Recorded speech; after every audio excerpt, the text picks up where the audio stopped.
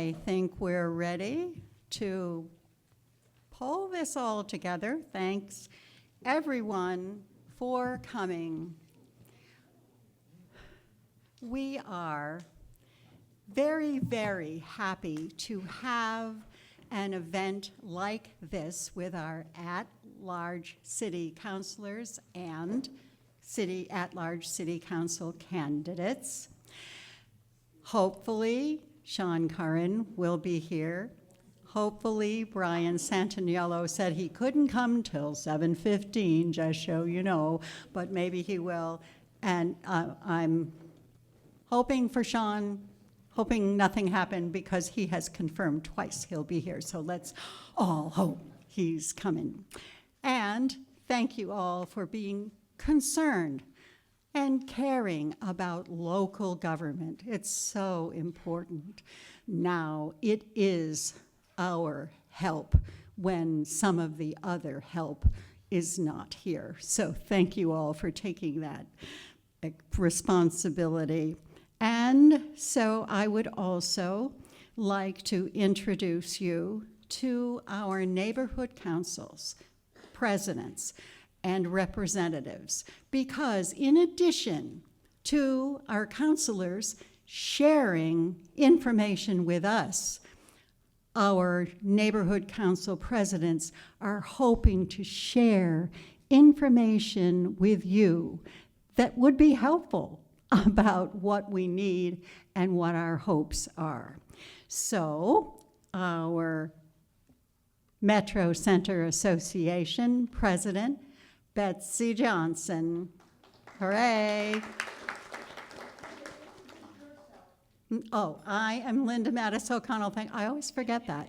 I am the Vice President of the Metro Center Association. And Leo Florian. Turn around and wave so everybody knows. This is Leo Florian from the South End Citizens Council, and his Vice President, Shane Millett. And then from the McKnight Neighborhood Council, we have the President, Walter Kroll. Hey, Walter. And very, very active member, Ben Swan. Hey, Ben, thank you. All right, so. Oh, Melvin, yes. Did not know. There you are. Couldn't see you, Melvin. Thank you. Melvin is our Maple High Six Corners. Melvin, thank you for attending. We know you're not ready to do a whole bunch of stuff that didn't happen for us, but thank you for being here.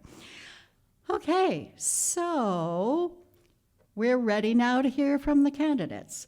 We see over there, you have a timer, and we would like you to make an opening statement. For 60 seconds is how long we'd like you to go and end at. If you don't want to go the whole 60, you know that's okay. But okay, so let's start with Jose. All right, well, good evening, everybody, and thank you for coming out, and especially to all the neighborhood councils for putting this together and combining forces. My name is Jose Delgado. I am a first-term city councilor at large here in the city of Springfield, born and raised in the city of Springfield, a graduate of Springfield Schools, Central High graduate. I currently live here with my wife and my 2 children. My wife's an educator in the schools here. And I ran for city council 2 years ago after years of people asking me to run. And I've been the person that always liked to be behind the scenes. I don't care to be the face. I don't care about that. I don't care about the credit. I just care about the work. And I finally decided to jump in because I felt like I can't complain about stuff if I don't step up and do it. And that's kind of what I've kind of had my philosophy. I stepped up into the city council. I bring over 19 years of experience in both the public, private, and nonprofit sector, and that's what I've been using to make sure that I bring change into the city council. So thank you.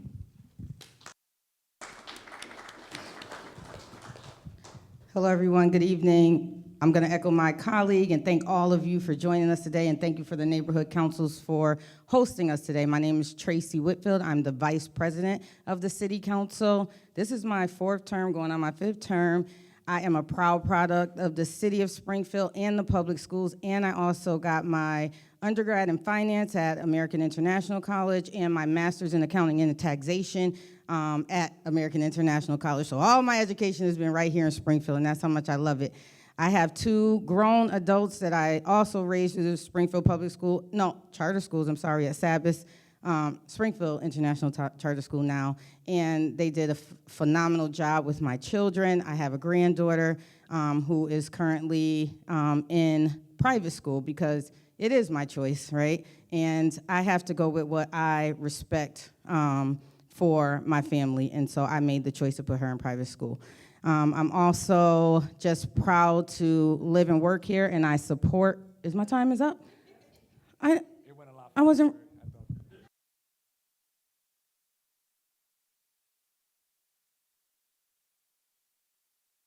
Over, I'm going to ring a little bell, if that's okay.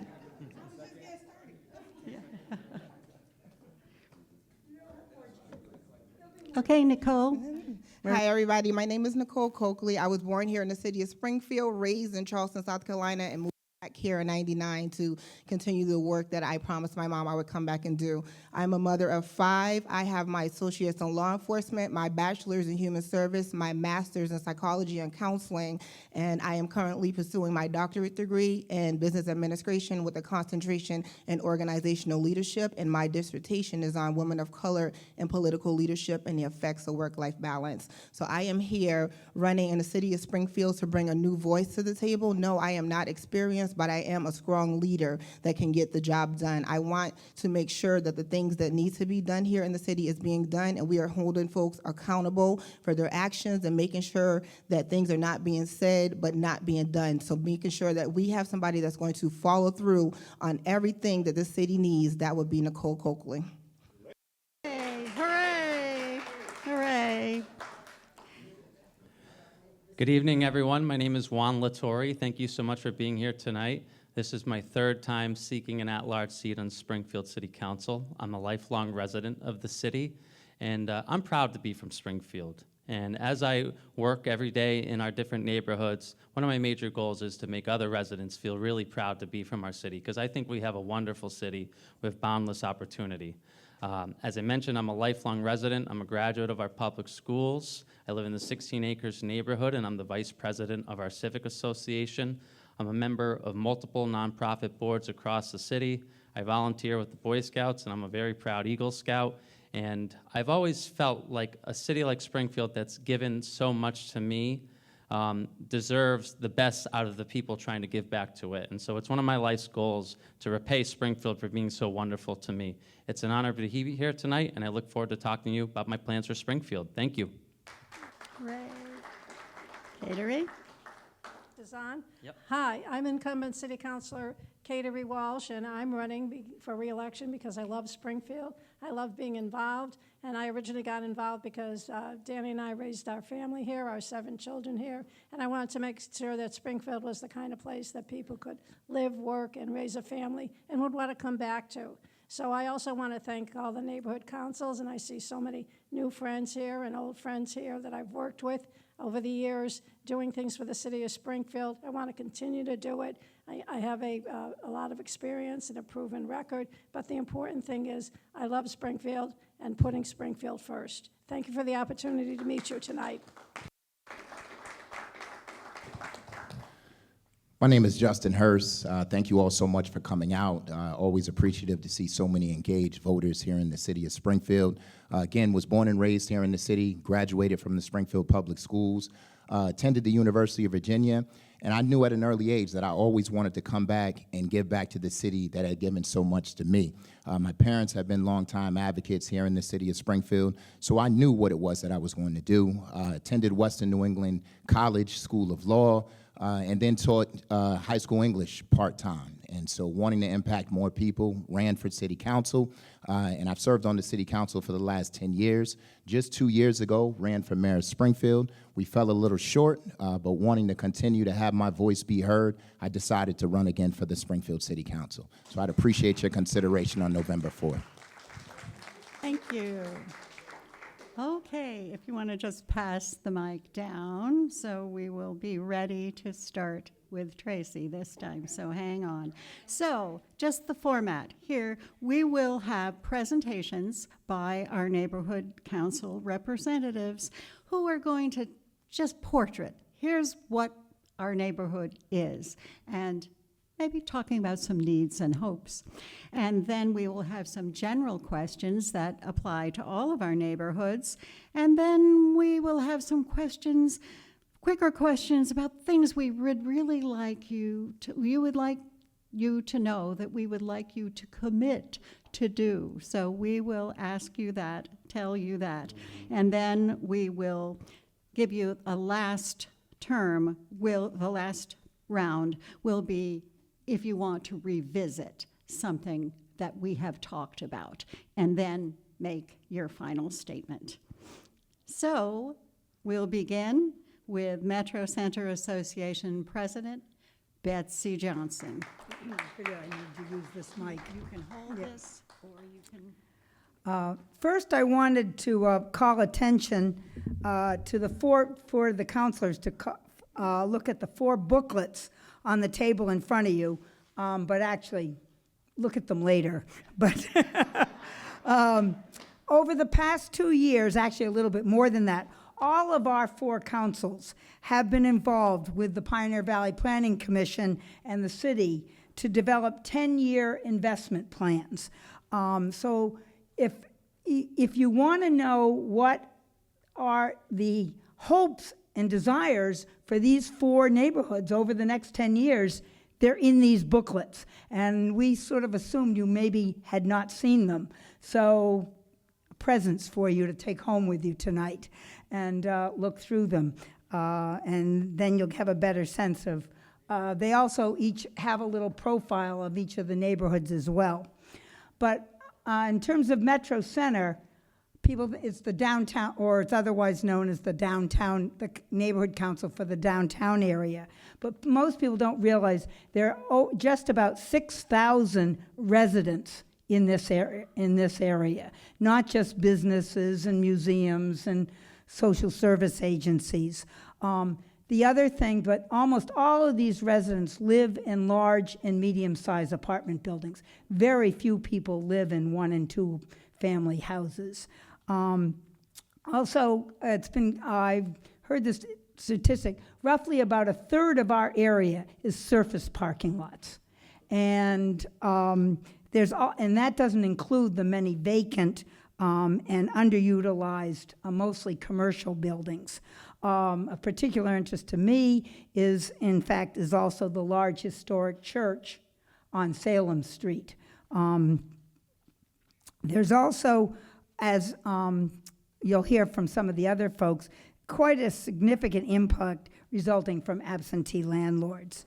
And therefore and we all suffer from a lack of enforcement. Ours is particularly related to liquor and entertainment licenses. The neighborhood councils are brought in to meet with these prospective restaurateurs and stuff, and have to go to the planning boards and license commission meetings. They get given certain licenses, and then we get bait and switch. The family restaurant within 3 months is a nightclub. So, and with all these existing vacancies, we are also very fearful of what's going to happen when the courthouse relocates, and are anxiously awaiting for whether, on the other hand, the courthouse is going to add some revitalization to the downtown. But leading into my question, one of our main concerns is really how do we connect people, connect residents to the cultural institutions, the entertainments, the businesses, the social service agencies. And one of the main things that helps build community is the local schools and active recreation parks. We have neither in Metro Center.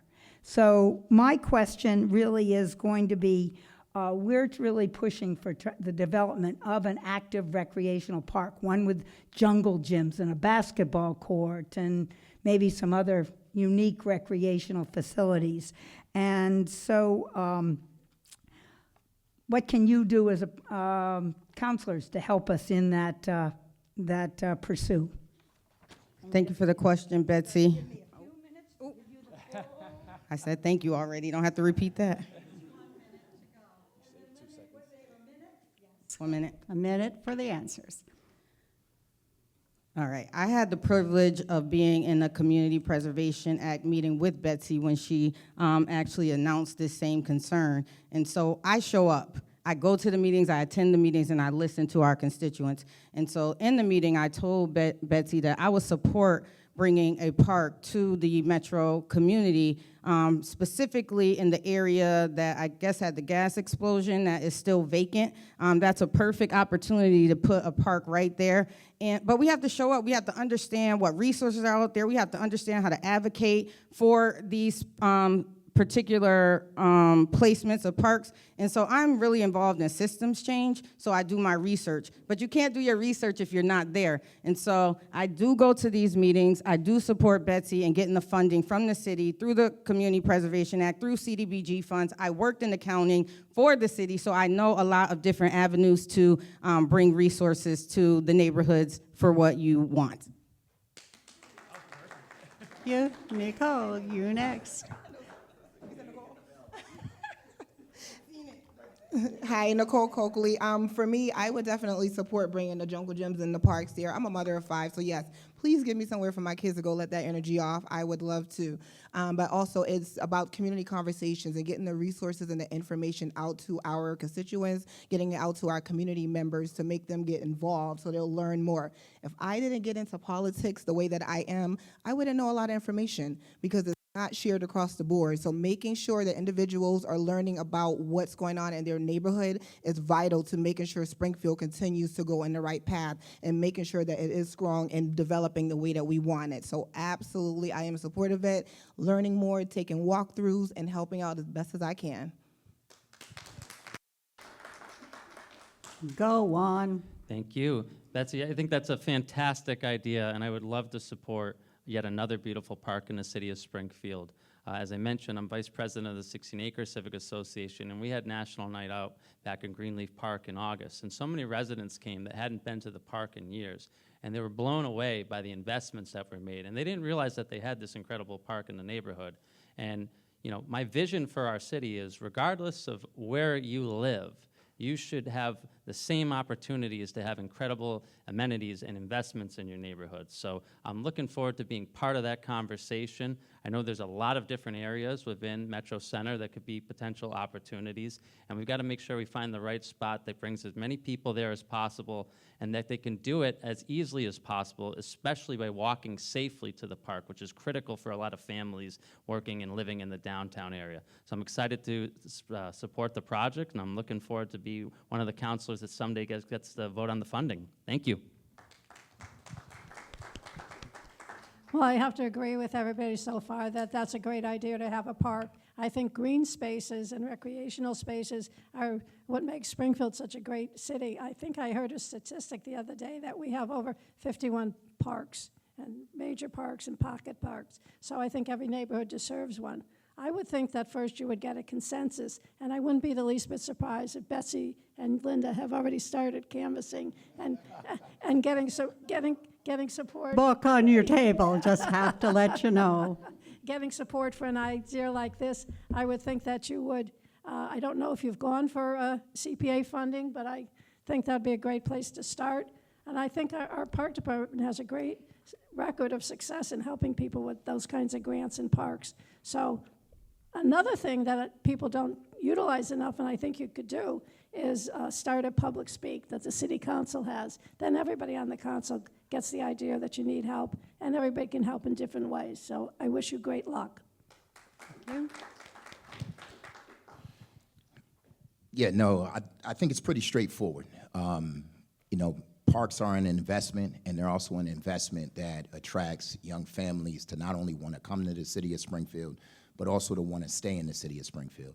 What I would argue that I would do is not only support it, but be an advocate to maintain it.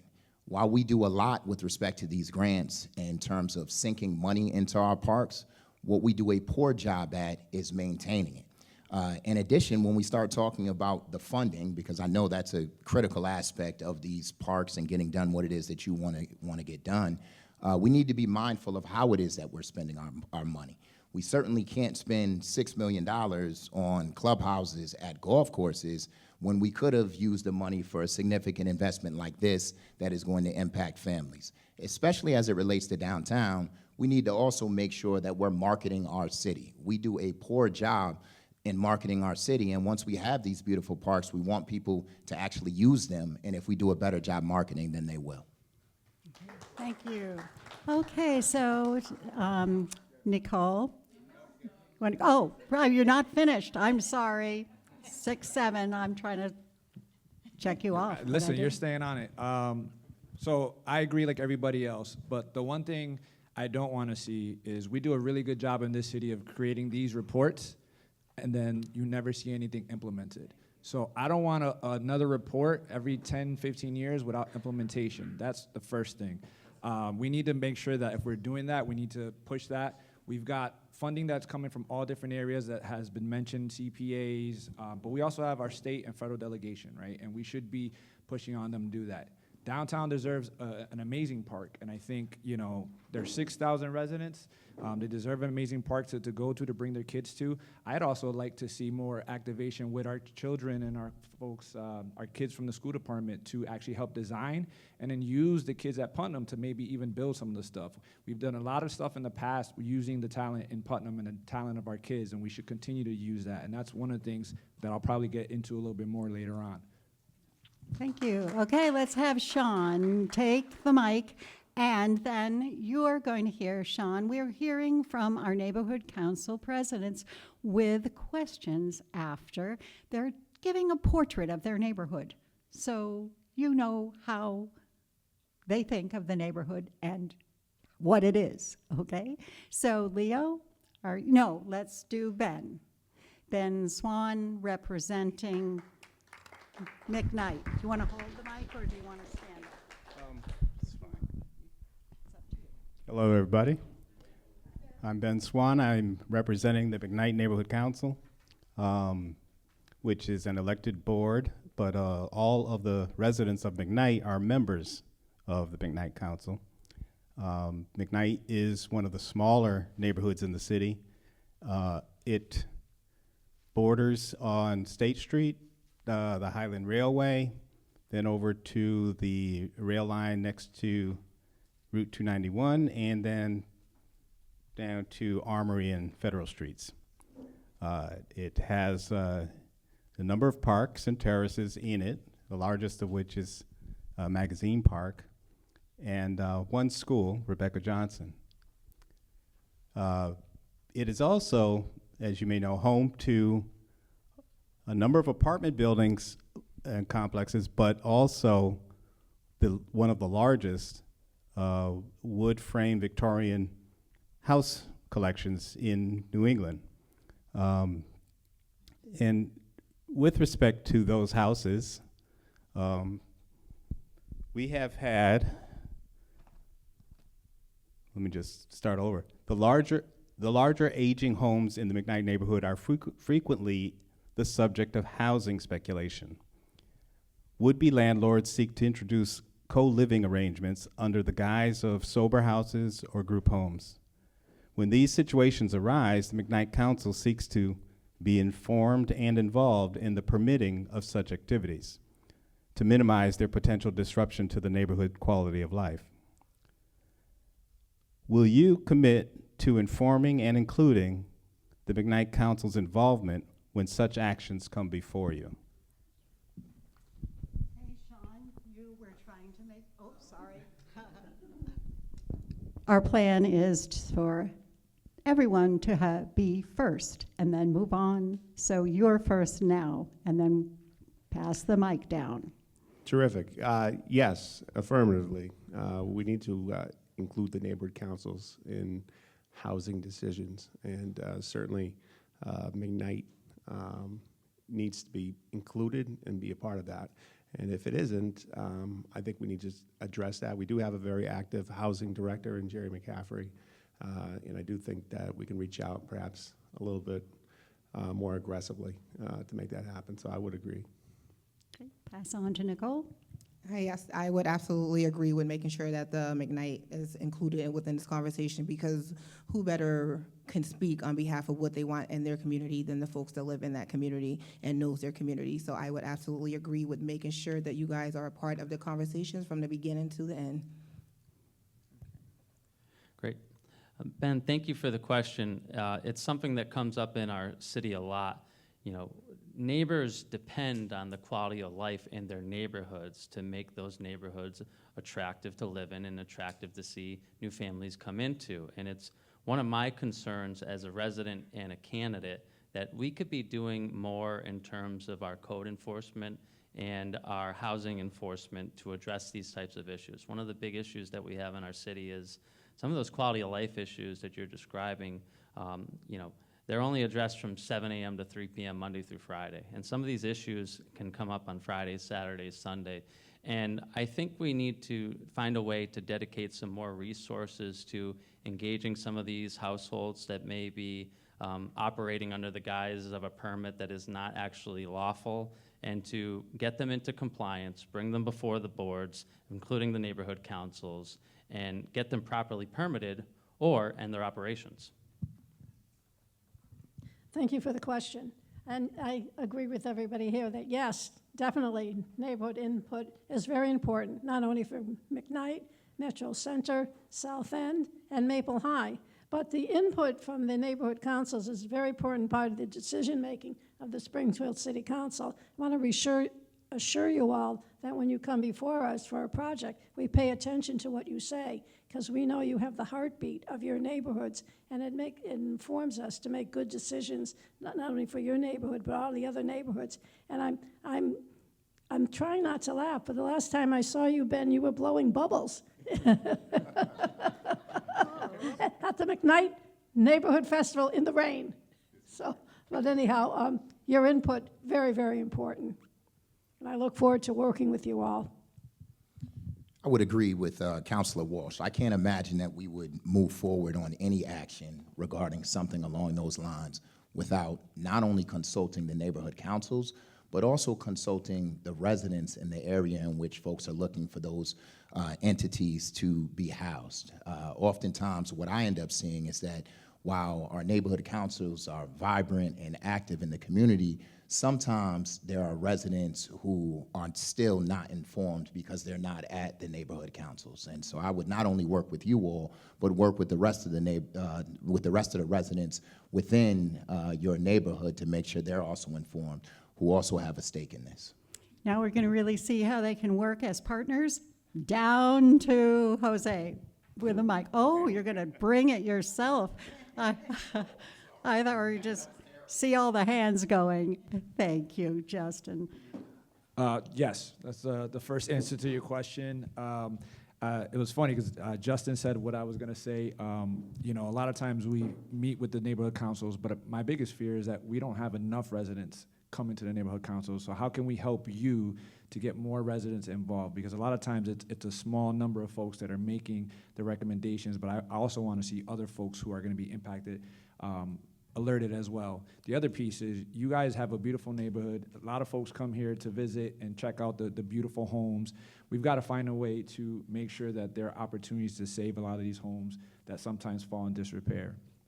The last thing I would say is one of the things that I've been paying attention to when it comes to this housing crunch is out-of-state landlords, out-of-state folks buying up our properties. You have folks from Boston and New York City looking at our homes saying, oh, this is a great deal. They buy it, and then they rent it out, and it's keeping our folks out from buying. So I want to make sure that we continue to be the city of homes and making sure that we have opportunities for our young people and other folks to be able to buy homes in our city, especially in the McKnight neighborhood. Okay. Thank you. So, of course, my answer is yes. I grew up in the McKnight neighborhood, so it's very near and dear to my heart, and Mason Square overall. And so I think it's important that we definitely include the neighborhood councils. I don't think there is an issue that come before the city council. If we don't have a letter of support from the neighborhood council, we send those petitioners right back to meet with the neighborhood councils. Just recently, I had someone that wants to develop something in the McKnight neighborhood, which is a boarding house, and I asked that particular individual, he went to the neighborhood councils to see how they felt about it. And so I have, Walter, I have to put in a request to you to see if it's okay to put on the agenda. I didn't give your number out or anything like that, but it is coming because I think it is important that we utilize what we have. I also am spearheading an appreciation for all of you neighborhood councils on October 27th, and I hope that you can come so we can celebrate the work that you do because you have been doing it for a long time without the recognition you deserve. Thank you. You see that I'm giving you a couple seconds before I'm binging. And now we will hear from Leo Florian. Oh, Nicole, you will start next. Leo, let's hear you on the south end. Would you want to hand it or stand it? Stand right here. Okay. Good evening. Thank you. Leo Florian, President, South End Citizens Council. I've lived in the neighborhood my whole life. I've seen it from good to bad and everything in between. We're approximately, and I was telling Linda before we came, I looked at 3 or 4 different sources in terms of what's our population down there. And I got everything from 5,000 to 10,000, and I got a feeling it's maybe somewhere in between. We do have a lot of apartment blocks with a lot of people living there. But as far as the overall neighborhood right now, we have never seen as much economic development going on as we had over the last few years. I'm getting calls every single day from developers. What space do you have available? Where can I put housing? Where could I put a business? It is incredible. It's what we were preaching 20 years ago. We says we got the river, we got the highway right there, we're right next to downtown, this should be prime property. And they're finally starting to realize it. And it's one thing spurring the other from, and again, as far as the boundaries, approximately from State to Mill, from the west side of Maple, right down to the river. So those people that are on the river and call themselves the riverfront, they're on the riverfront in the south end of Springfield. And I got the map to prove it. So, but as far as the issues, the big problem right now, the residential property.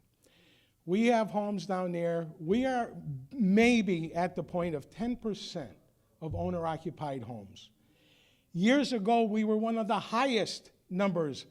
When I grew up as a kid, I knew every street, every house in the neighborhood and who lived there and who owned it because the owners lived in that house. It's all changed. We've seen houses, because they're 2 and 3 families, now they're all being bought up from people out of town. They're getting unbelievable rents. You got a 3-family house, $2,100 first floor, $2,000 second floor, $1,700 on the third floor. These are houses that years ago, when I was growing up, you couldn't sell them for that. But now we get these out-of-town people that are coming in.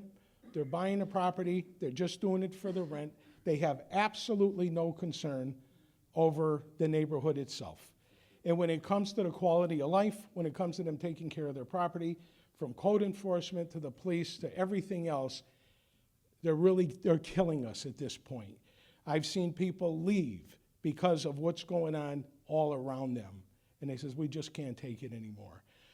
So I'm not gonna ask the question. I'm gonna ask Shane to come up and ask the question of how you can help us. Shane? Did you forget it? I thought you were going to ask the first question. Thank you, guys. We appreciate you guys for taking your time to entertain us. Our question, as a city councilor, how would you address the problem of out-of-town absentee homeowners? I don't have my reading glasses. I'm going to use Leo's. Yeah. As a city councilor, how would you address the problem of out-of-town absentee homeowners that neglect their property, and what else can be done to enforce these code violations? All right.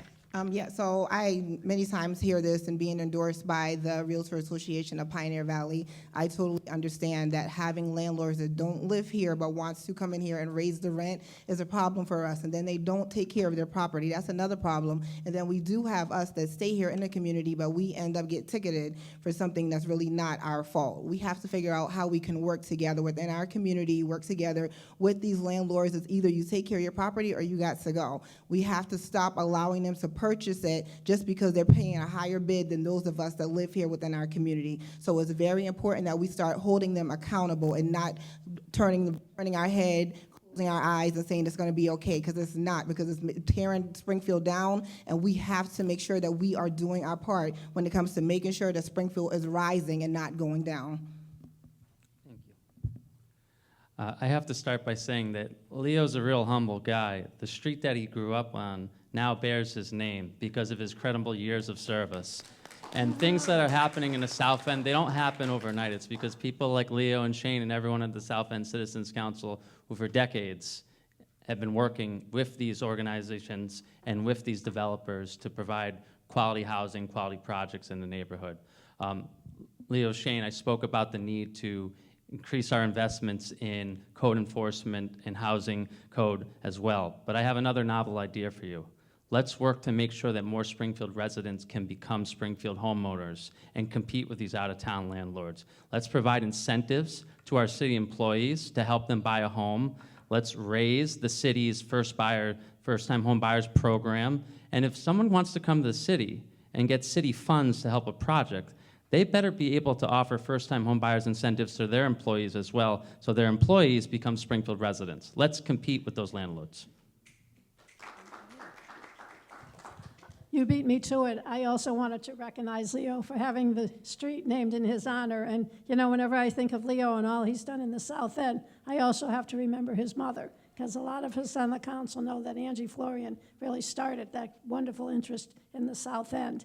And about out-of-town absentee owners, I mean, there are ways within the city to combat that. You know, lots of times these projects do not come before the city council. They're zoned correctly. So we do not have an opportunity to question some of these out-of-town landlords or put any conditions on their permits.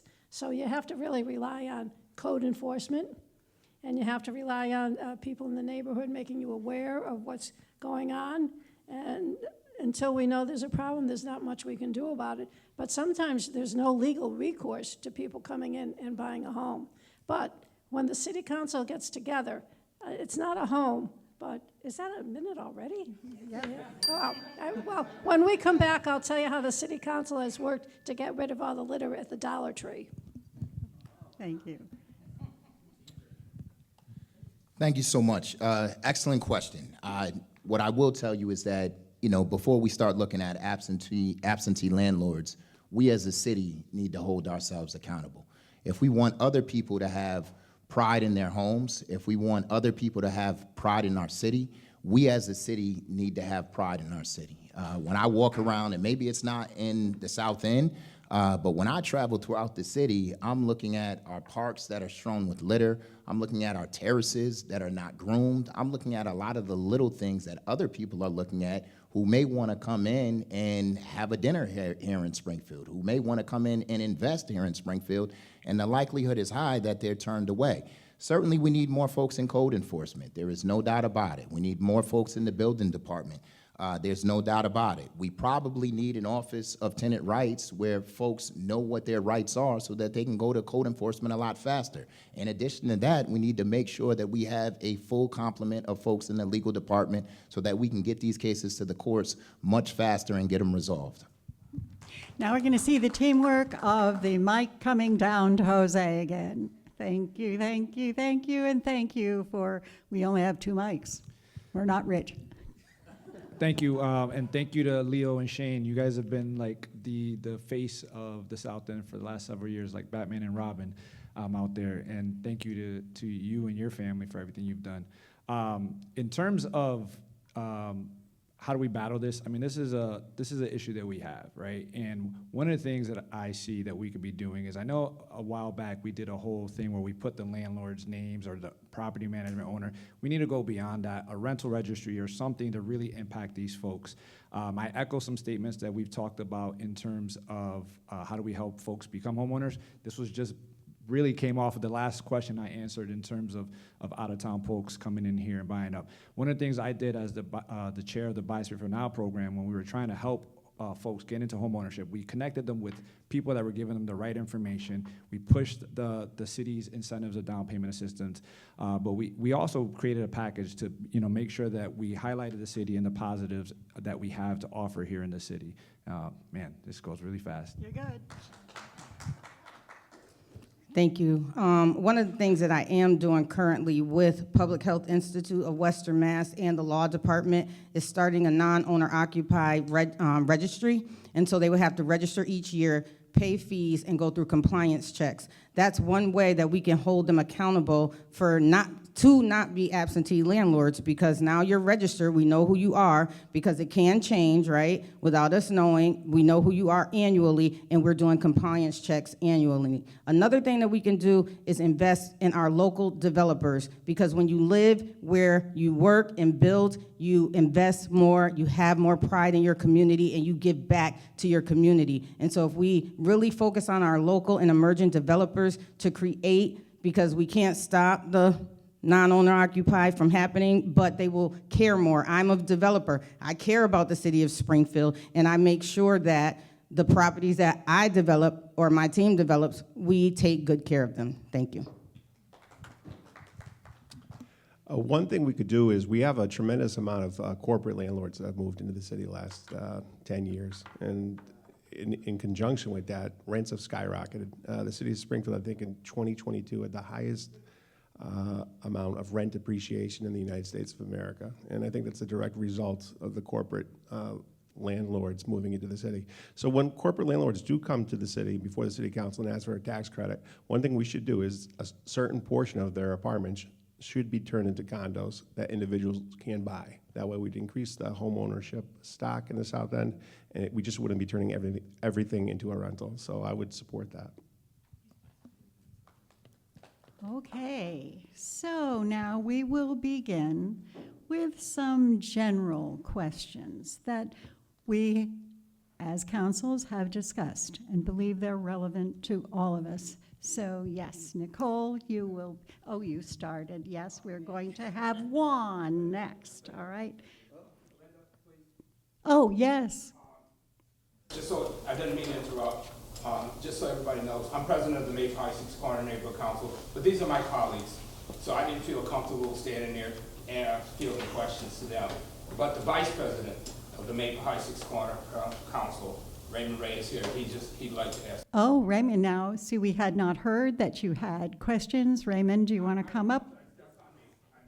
That's okay. Well, we're not formal here. Raymond, thank you. Just some questions. I like the idea that we're beautifying our neighborhoods and stuff, but I have this one problem with, like, for instance, how we did Center Street over with the houses across from the brick house, and we're doing Maple Street over with the apartment buildings, and we're keeping up with Dr. Seuss, but yet Avon Palace, the street in between, been complaining, and I've been going to the building department about this. The sidewalks, cobble sidewalks, torn up. Everybody walks in the street. There's no handicap ability to go down the street because they got to roll into the street. And I'm trying to say, how do you try to dress up a neighborhood and then make the people that's already there feel like they ain't nothing?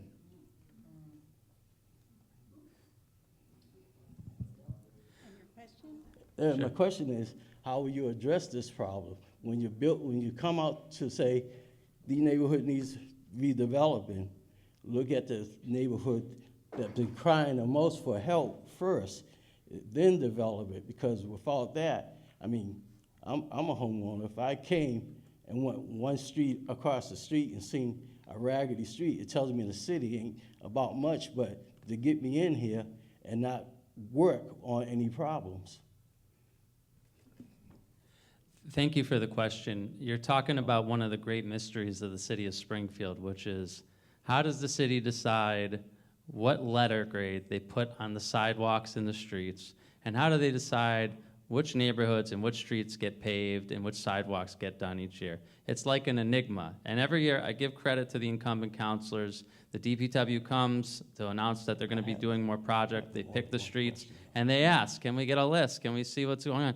And somehow that list never seems to be able to make it into the public sphere. So transparency is a big thing for me. If I'm elected to the city council, I want that list to be available for everyone to see. So you know the street that you live on, its grade, and when it's scheduled to potentially get done, and if there's any sidewalks that are getting done, because the list, I think, is thousands of sidewalk requests across, and it takes a long time to get done. But it's got to start with transparency, because I get what you're saying. You feel like you work hard every day, you care about your neighborhood, and because one section of it gets done, you feel ignored. And I don't want anyone in the city to feel ignored. I think you bring up a very good point, and I think Jay is right. There is a huge mystery regarding the list for sidewalks, and every year we asked DPW Chris Signoli about it, and there are people who get their streets paved, and there are other people that don't. But there are, unfortunately, criteria from the state for the Chapter 90 money, but there's also something that might help you, is the neighborhood enhancement funds that actually identify problem neighborhoods and problem sidewalks in different neighborhoods, and you can get funding through the city to do that. So I don't know if your neighborhood council does that, but I would suggest that's something that you look at, the neighborhood funds, because that is not Chapter 90 money, that's different money, and it might help you out. And we certainly don't want anybody having problem sidewalks because they're a safety hazard, in addition to bad morale. So hopefully some of those things will help you out, and we'd be happy to support you in your endeavor. Thank you, Counselor. I would start off by saying we need to make sure that that street is on the list and that sidewalk is on the list. And I would definitely be in contact with your civic association as well as your local counselor, and then maybe come before the city council and let us know it, speak out. In addition, you know, when it comes down to it, we still have to find money. I mean, there are a number of folks that in their particular neighborhood that I'm sure they want their street done, they want their sidewalks done, and we never have the money to get to them all. And what I would say is we need to look at some of these institutions and hospitals who are not paying taxes and who haven't been paying taxes. And I know the city council did a recent study where there were hundreds of millions of dollars that we're losing every year in taxes due to these folks not having to pay taxes. All of that money, along with some of the wasteful spending that happens in the city of Springfield, could be used towards infrastructure needs like you're talking about. Okay, come on down. So next will be, Catery's going to start next. She hasn't been first. Oh, you're after you go, just so you know where it goes back. Okay, go ahead, yes. So that's a shame that you've been advocating for that and it's not there. So I would agree with transparency, but I would also go a step further and say that we should keep these lists on an ongoing basis every year. So as we check off the ones that are on the top of the list, these other ones are moving up in the list. I think it's fair to have a multi-year list. I know back from my days when I worked as an aide, it was always 7 years before somebody can get a sidewalk. I mean, that's just awful. I mean, if we can't get it done, I mean, I'm not against, you know, finding a way to make sure that our residents, if we have the means or businesses to actually do it outside of that. I don't know if that's illegal or not, but I think, you know, I've seen some people get really creative on that. So I think that piece, but also to the point of advocacy with your neighborhood council, I was gonna say the same exact thing with your ward counselor. We gotta stay on that and make sure that that list stays visible, not just 1 year and then goes away, but that it keeps moving up the list so that you finally know when your chance and your time is coming. Thank you. I agree with the transparency. I'm not going to repeat that again. I think we all do. One thing I'm going to say is I'm going to push back a bit and say, reach out to us. We are the closest body to the public. And if we don't know what's going on, I've never heard about the Cobble Street myself. If I had, I would have sent the email the next day. We would have set up a meeting with the department, and we get the work done. I did it today. I was on the phone with an hour with someone who was having a problem with some funding, getting their house fixed, and it was terrible work done. And I sat on the phone with the Economic Development Department, Tim Sheehan, and the rest of their staff, and we have a plan in place. They are going to redo the house, reevaluate it, and get the work done. And I asked for bi-weekly updates to make sure that is getting done. That's how you get the work done. We have to get in there and do it and talk to the appropriate departments because we do know. I disagree with I disagree that we don't have the list and they are an anomaly because all you have to do is ask for them and we have them and we can give them to you. Maybe they can be on the website, and I'm gonna stop there. Okay. I think we could use technology better here in the city of Springfield. That's a very specific request, sir. But we should have a 311 app on our iPhones that is very user-friendly. So if you see something like that, you take a picture of the sidewalk, you upload it to the 311 app, and that we won't have these lists, is what department is this list in? It'll be right on the app, so it'll be transparent for everyone. So I do think the city is really lagging behind in technology. But so for those specific DPW questions, I think we need a 311 app that you can just take a photo and just upload the incident to the app and just have follow-up from there. And I think the city could really use that investment. So that would be my suggestion. Okay, Catering will be next. That's where it's going to end down there. Go ahead. Oh, okay. Oh, I gotta answer the question. Go ahead. Okay, Go yeah. ahead. So, again, I believe that we deserve true follow-through and not favoritism. So, no, regardless of where you live or your zip code, any street, any sidewalk, any area deserves attention. So whether there's a list or not, we need to make sure and know who do we reach out to make sure that list is moving forward and those names and those streets are not sitting there for years. We can't look back and say that's been an issue for 4 years, but we have the same city councilors that are not aware of it. So we got to make sure that we are holding folks accountable for their actions also. So don't just let it fly by and let it be okay. Make sure that you are reaching out and letting people know, I need you to pay attention because you work for me. I voted for you. I put you in that seat, and you need to make sure that the street is getting taken care of. So make sure they're following through and not just telling you, I'm going to do it, but they're not doing that. Okay, thank you. Now we will begin with our generic questions. And I want to really thank Maple High Six Corners for stepping in. So our first question. Hopefully you're all ready to move just a little. Would you raise your hand if you have studied or at least read Springfield's city charter? All right. So, some of it, yes. So, however you know this, what do you understand? And the charter tells us some of these things. What do you understand to be the overall role, duties, and powers of the city council? And how well do you feel then that you know precisely what your job is and how it works, how you work it in this context? Okay, Catering. Well, thank you, Linda. I'm answering the first generic question, so thank you for that. Well, regarding the charter, I mean, that's something that those of us on the city council are very familiar with because, of course, it contains all our ordinances and it sets forth the way government works in the city of Springfield. The charters are, you know, our legal document that helps us to govern the city, and it also sets up the form of government, our very strong mayor, Plan A, and the role of the city council and the school committee. And it very clearly outlines our job responsibilities. The major job responsibility for the city council is overseeing the budget. And I think we do a pretty good job of doing that. The city council has many meetings with the general public and with councilors and department heads to go over the budget. The mayor starts in January or February with an overlook of the budget and with wish lists from the department heads, so you get a really good idea of what department heads need. And then we have individual meetings with all the department heads so we can make an informed judgment on what to do.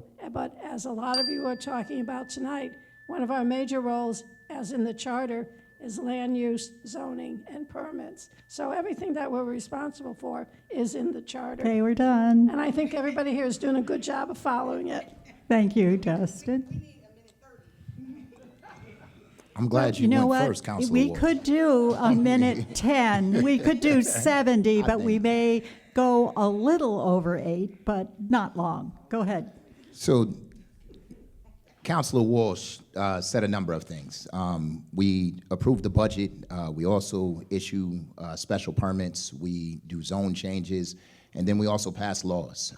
We pass the ordinances that are ultimately supposed to be implemented by the mayor. The other thing that I will add is that we're also in control over the roads and the streets here in the city of Springfield. And then the last thing I'll say is that we all can be vocal. We can be vocal advocates for the residents that we represent, and we can speak up on the issues that matter most. And while we may not necessarily have the power unilaterally to affect change, we certainly can appeal to the masses and ultimately have them advocate to the mayor's office to ensure that the executive office does what it is that not just we want, but what you all want as well. Thank you.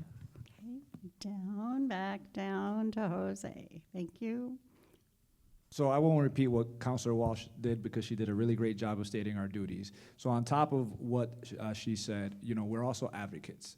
We're advocating, we're on your behalf. So one of the things I see us doing is looking at ways that we can change and implement the city and impact. And that's some of the things that I've looked at doing. One of the things I did was a skills-based hiring ordinance, looking at opportunities to open up city jobs to make sure that they're going to folks who have the relevant skill sets to be in those jobs, and not just the same patronage or somebody's cousin or uncle, but folks that actually want to work in the city. We have a number of qualified and talented people in this city who don't get opportunities. And I remember, because I was one of those kids, I didn't grow up in a family that was connected. I didn't grow up in politics. I scrapped and to get to where I'm at. I volunteered for free and did everything that I was supposed to do and still couldn't get an opportunity. So the things that we can do as counselors is making sure that we're opening up those opportunities, use our positions as counselors to make sure that this fair, it's transparent, and it's open. So yeah. Thank you. Thank you. Okay, so I'm just gonna go over what everybody else said. The budget, we can reduce the budget, but we cannot reassign the money that we reduced the budget by. But we do have the authority to do that. We also approve grants. We approve special permits, zone changes, we write general ordinance. Ordinance is the laws. They're the legislation that runs the city, so we write those. We pass resolutions. And resolutions honors all you. Commercial break, October 27th, I will be giving all of the neighborhood councils citations for the work that you do. That is a resolution and a citation. That is something else that we do. Again, we are the closest body to you all, and so we do work for you. And when you have issues, it's important to let us know. We can't work on them. I also want to say there are 13 of us, and so some of us get tapped on more than others. So I encourage you all to know who your ward counselors are, as well as the rest of the at-large city councilors. But that is an expansion on what we do as city councilors. Certainly, one of the most important things that we have in the charter is the ability to cut the budget or reduce the budget, as my colleague Tracy has just mentioned. But again, our biggest attribute, I think, is to be the voice of the people and to present your problems to the mayor and the administration, and whether it's public safety or economic development or infrastructure or education, that we vocalize that and we do that in a professional manner.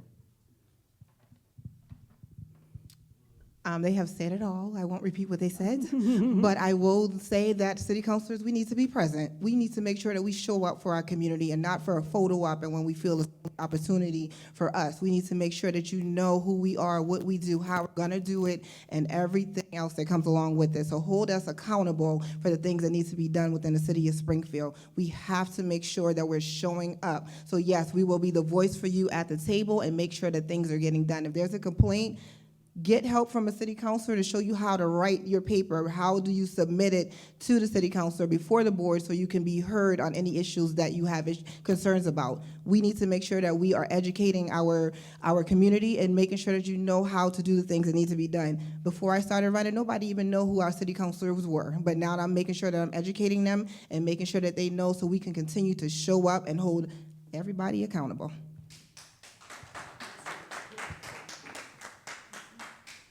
Thank you. Although we have a strong mayor form of government, I still consider our city council to be a co-equal branch of our government. We are the legislative body. We write the laws of this city. If we have something in our city that's affecting our environment or our quality of life, we can write a law to change that. At the same time, if we have something on the books that's holding us back from great economic development or a new park, we can remove that law to help move our city and our economy forward. It's an incredible right that we have. I say that we're a co-equal branch because although we have a strong mayor form of government, we have the power of the veto. If there's something that the city council wants to pass, the mayor can veto it, but we can override it. We have the ability to do that, but it requires councilors that have the power of persuasion and the power of collaboration. And so as you're seeking your choices for your city council at large, you've got to seek people who can build consensus. It requires 8 or sometimes 9 votes to get something done, but it can get done. So Justin, the laws, the ordinances, what ordinance, city law, will you author and introduce in your next or first, if you're just running and have never been elected, your next or first term? And also, what are the goals you have for the council as a whole, as a body, that you will encourage and work with your colleagues to achieve? So you individually and you working with the council as the leader, perhaps. What is it? That was a loaded question. Yep, it was. I guess the first ordinance that, I wouldn't sponsor, but I would seek to amend is the ordinance on residency. When I left the council, folks expanded the residency requirements for individuals who are working for the city council to move back into the city of Springfield from 1 year to 2 years. And on top of that, I will ensure that folks are actually holding those individuals who are supposed to move into the city after that 1 year accountable. Oftentimes, we don't have checks and balances. And we know that it's extremely important for those individuals who work here to live here. We know what those benefits are when you're investing in our small businesses, thereby growing those individuals to employ more folks here in the city of Springfield. There's no reason why these $100,000 jobs are going outside of our city. So that would be the first thing that I would sponsor, and I'm not so sure I have any more time left to address the other half of your question. Yes, we're just, if anyone wants to, if any one of you, I know these are big questions, but they're in our hearts, wants to actually speak generally about, do you have a goal for the whole council next time? Please go ahead, or otherwise, just talk about your individual first ordinance that you'll be putting out there. So we're coming back down to Jose. Back down to Jose. Well, I'm first. glad that Justin brought up the residency, because I was actually one of the loudest opponents of changing that, because the excuse is that we don't have enough qualified folks, but we do have qualified folks. That's why I push back on the expansion from 1 year to 2 years, because all they're doing is giving folks an opportunity to get their skills and then leave the city. I also, as I mentioned earlier, sponsored the skills-based hiring ordinance, which is kind of closely related to that. Another thing that I did in the last 2 years is I wrote a resolution, because I was watching my son get on his school bus and watching a number of cars driving by as he was trying to get on, not even paying attention to the stop sign. So I wrote a resolution for us to be able to put cameras on the outside of the buses to make sure that we can catch those folks who are violating that and make sure that we're keeping our children safe getting on and off the bus. That one, we still have to work with the school department on, but that's one of the things that I've pushed on. And there are a number of other things that I'd be interested to do, but those are the ones I'm trying to make sure that not only they get passed, but they actually get implemented. So I mentioned it before, I'm currently working on the non-owner occupied registry list. So I am working to turn that into an ordinance with the law department, with the Public Health Institute of Western Massachusetts, so I'm currently working on it. In addition, I think it's important that we talk about clean slate. Clean slate gives post-incarcerated individuals the opportunity at a new chance at a meaningful life in the city of Springfield. No one is discounted for their past or what they've done in the past, whether it's opioid addiction, whether you've been incarcerated for something. We have to make sure that everyone has a meaningful chance at life and not be judgmental and not think we understand what's going on in people's lives. And so that's why I go to initiatives that talk about clean slate. I am in the community for the community. People see me a lot of places because I'm intimately involved. I walk the walk. I walk the talk. I walk the talk. That's what I wanted to say. And so hopefully this ordinance does pass and we'll have a registry. So Leo, you don't have to worry about these absentee landlords because they will be in compliance. Ma'am, didn't you say we need a degree and we should not be trying not to have a degree? I don't know if this is open to the public, but I really have a question, ma'am, and I apologize. We will, hopefully we will have time for some questions after because people can't hear you without. No, don't apologize, just hang in. Okay, go ahead, Sean. I'm currently working on an ordinance that would put a definition to apartment sizes. We have a lot of out-of-town landlords that are just chopping up apartments into these small apartments of less than 300 square feet. And so the ordinance will have a definition of a studio apartment of 500 square feet, a one-bedroom of 600 square feet, a two-bedroom of 800 square feet. And these are just definitions that we know what we're working with. So I think it's important to do. But on the larger scale, I am advocating for a new courthouse in downtown Springfield, preferably along Lyman Street. I think it'd be a great location. It would clean up a lot of blight, old buildings that are not coming back to life, and I think it'd be really bring a jolt of electricity to the city if we had a brand new $400 million courthouse right next to our train station. Yeah, I think it's important for us to look at the census and how we do our zoning, because what I find is that a lot of our zoning happens and we, the people, don't know that if we don't complete that the census form, you're inactive as a voter. So when you go to vote, you're not able to vote because you have no idea that it's been zoned differently. I live on Bristol Street, and my neighbor across the street is in Ward 5, and I'm in Ward 4, but I had no idea it was rezoned. So again, making sure that that information is given to the people within the community is really important. Again, for me, I want to also look at the busing. This 2-mile walk for the kids, if you don't live within 2 miles of your school, needs to be changed. Those kids should not have to walk 2 miles in the snow. It's not okay.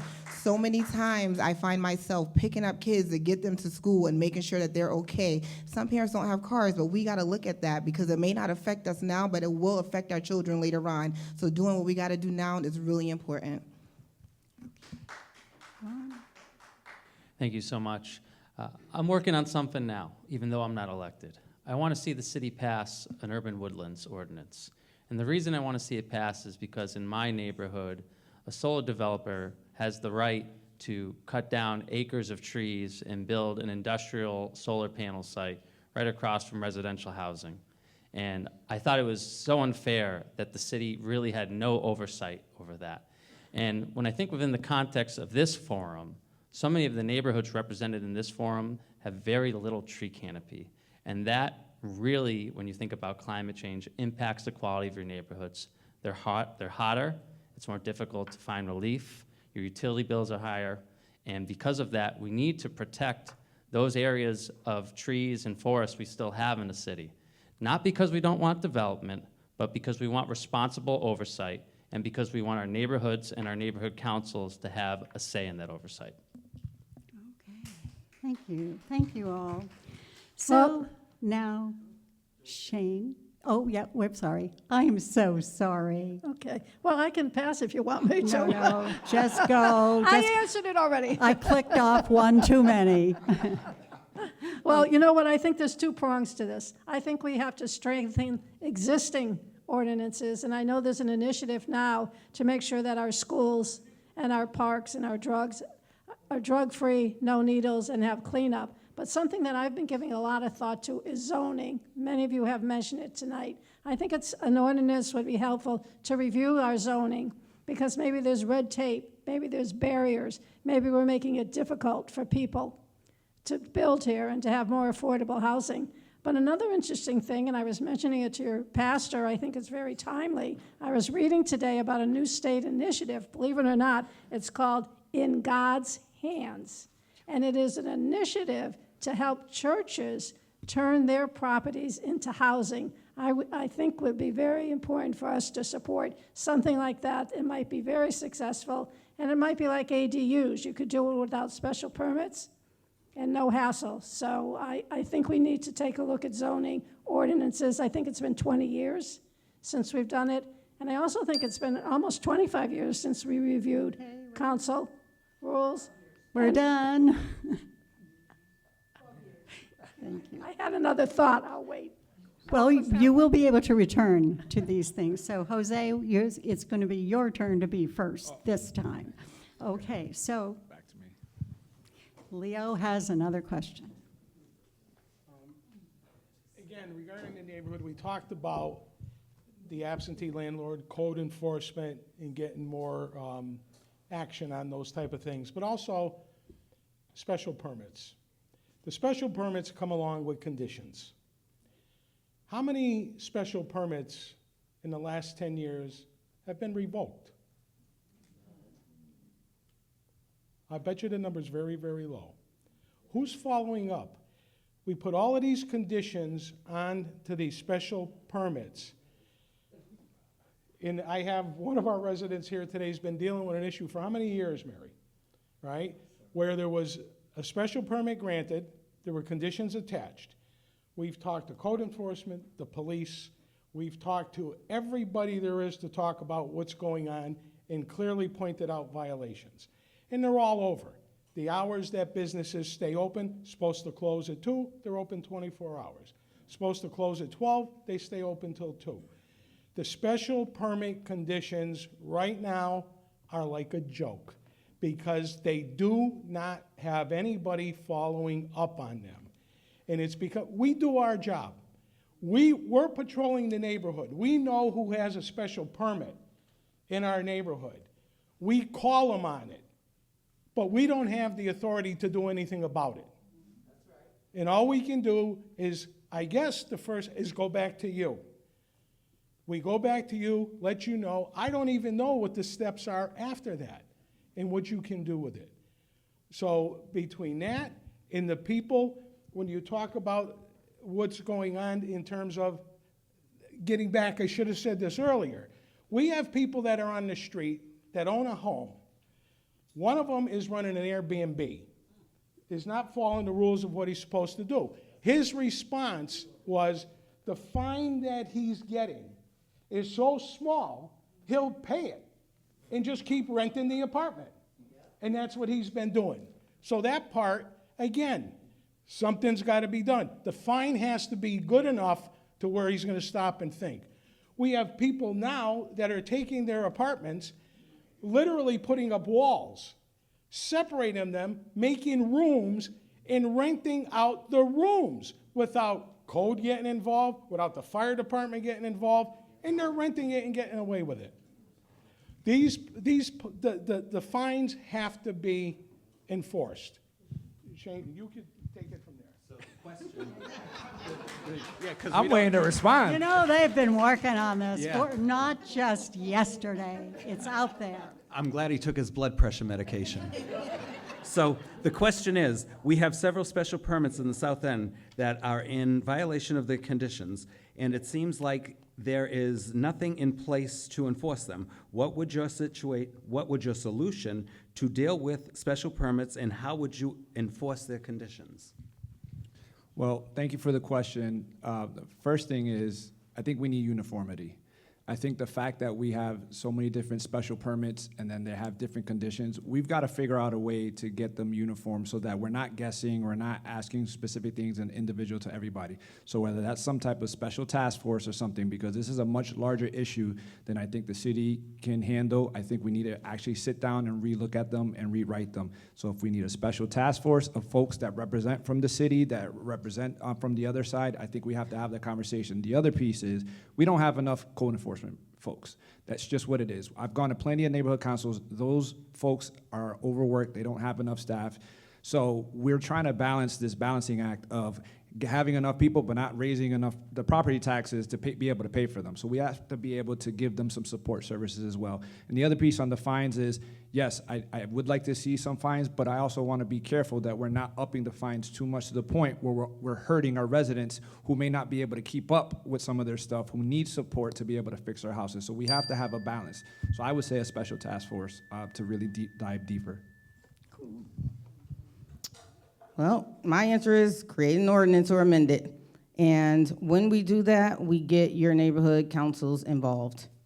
When we create laws and ordinance and special permits and things like that, we need to start involving the community more, right? And so special task force is a great idea. I'd love to work with my colleague on the city council to amend the special permit laws to look at the fines, but it goes beyond that. We have to make sure that we have the community voice at the table. We also need to create awareness. Sometimes we don't know what we don't know. I'm sorry that you're going through what you're going through. Miss Marie, is that your name? Sorry that you're going through that. I'm sorry about the Airbnb guy, but it's nothing that I've ever heard about, right? And so I know that you probably work closely with your city councilor, Melvin Edwards, to get things done, but we're at large city councilor, so we also need to know. But I think working together to solve the problem is the best way to go. So last question you asked, I'm gonna work on another ordinance.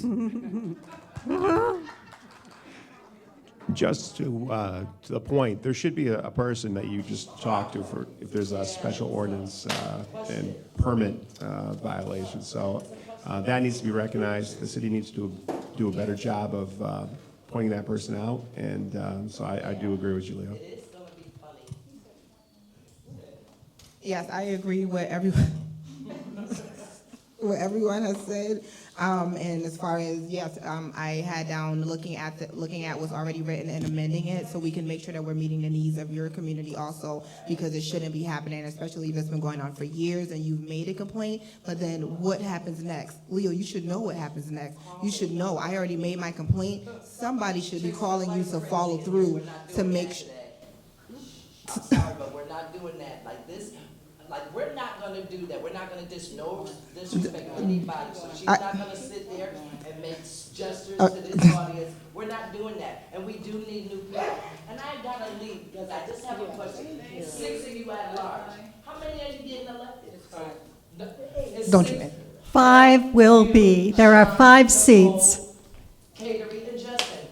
We're supposed to be electing Justin. You have to go. So I'm sorry. Thank you for leaving. We appreciate it. We understand how you get excited. We have to go forward because we can't stay long. but we're not gonna exclude no souls out the church, right? So You can certainly talk after the meeting is on, I would say, please. I have a personal conversation. This is at large. All right, after the meeting. I'm Marbury Street, so Yeah. I had a right to ask that question. I didn't know we was gonna just keep letting them do the same. Well, we weren't planning on, because as I said, we only have 2. Next time we do this, we may have longer time for individual questions. Thank you.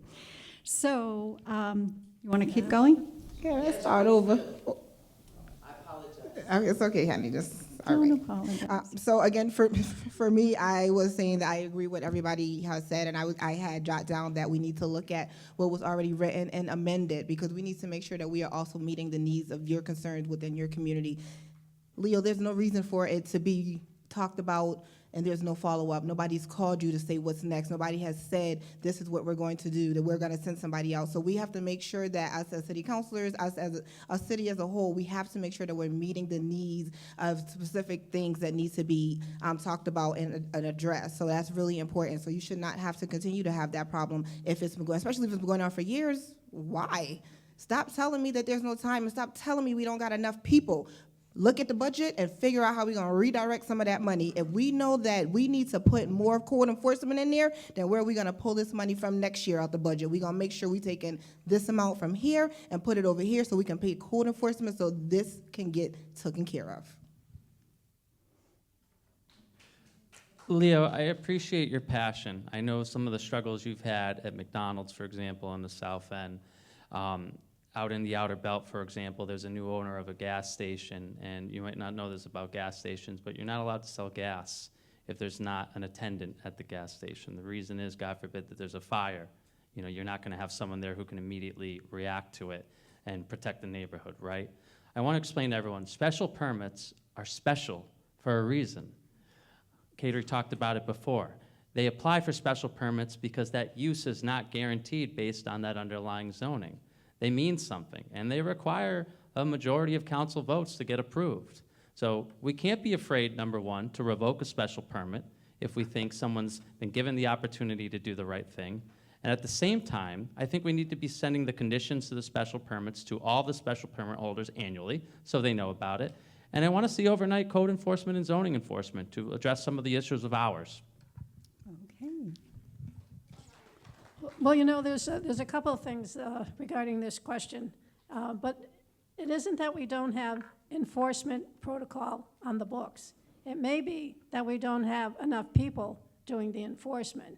And the other thing is that I think it's a partnership with all of you here in the different neighborhoods to alert the city council, as Leo has done, and as Walter has done, and as everyone else here has done, to things going on in your neighborhood that aren't being addressed, because we do have powers where we can revoke things or contact the owners and things like that. But I want to take a different tack. Priorities are set when we set the budget. And we have many public hearings for the budget. And people do not attend our budget hearings. A handful of people perhaps attend our public hearings on setting the tax rate and on our budget. So if we don't hear from you, we don't know what your major concerns are. I mean, you know. Okay, we're done, Kateri. Can you wrap it up? Well, numbers speak.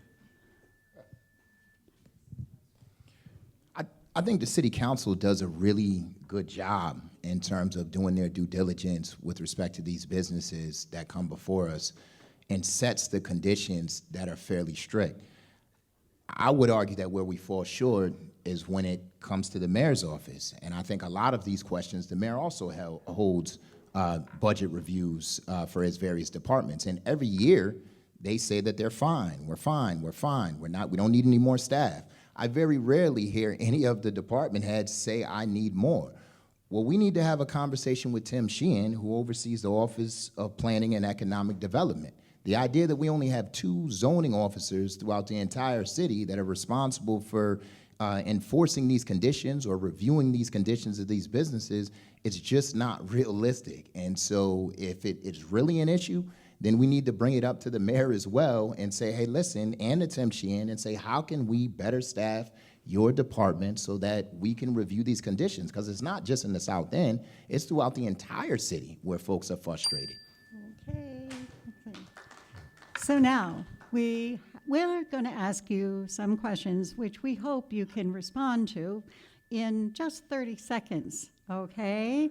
We'll see how it goes, because the questions are just a final, will you commit to this kind of thing? Thank you. I forgot to mention that, that Springfield is a city of homes. Much of that reputation came from the McKnight neighborhood. As well, basketball was invented in McKnight, just for those of you who don't know.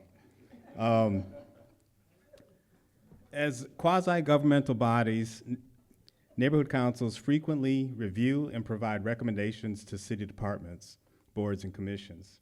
All too often, those entities seem to disregard the neighborhood council's input and decide in opposition. When that happens,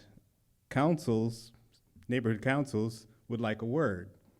Some of you have touched upon this, but I'll ask anyway. If a city council vote appears to be pending and appears to disregard a neighborhood council's recommendation, will you commit to table the question, send it back to committee, or otherwise allow for a revisit with the respective neighborhood council, before holding the vote, the final vote?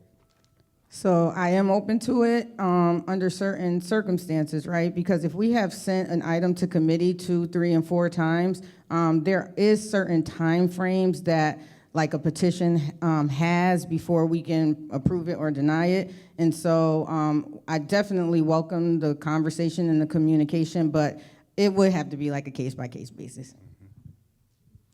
I would answer yes.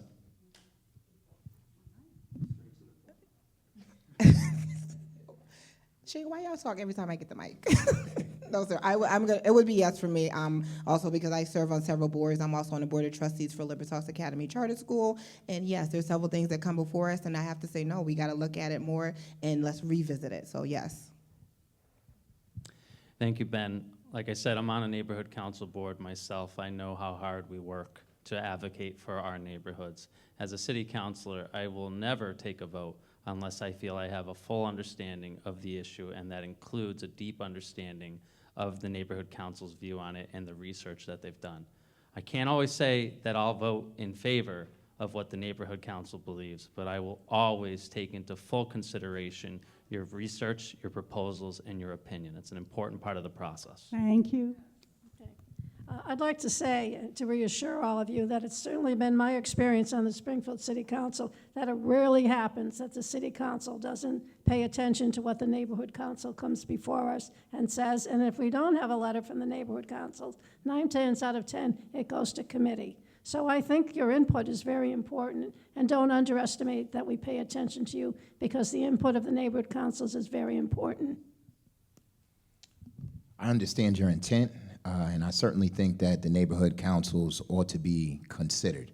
But I would have to look at it on a case-by-case basis as well, and certainly look at all of the facts in every situation before I could just give you a blanket yes.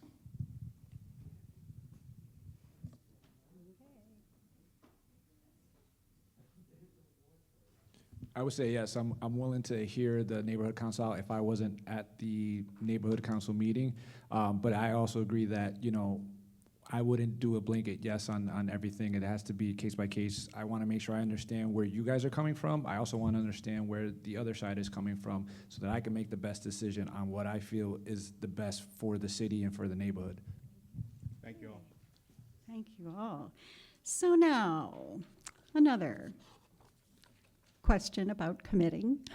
I hope you're all guys are doing okay. We know you're all brave. So, as you know, actively engaged community servers, that like those that we have in this building, right in this room, right at this moment, including Leo Florian, attend city council meetings in person to address the important issues and their needed solutions. So Leo is going to tell us a quick story about the meeting thing, right? And he's going to be quick.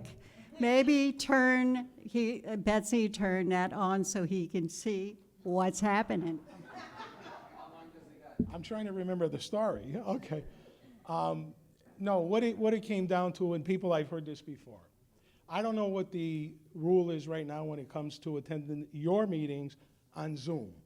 You know, for you, not for us, for you. I guess when I was talking to Linda about a specific incident where we had a group of people attend the city council meeting. We had business people, we had residents, and of course our South End Citizens Council were there. We waited a long time. We were sort of far down on the agenda.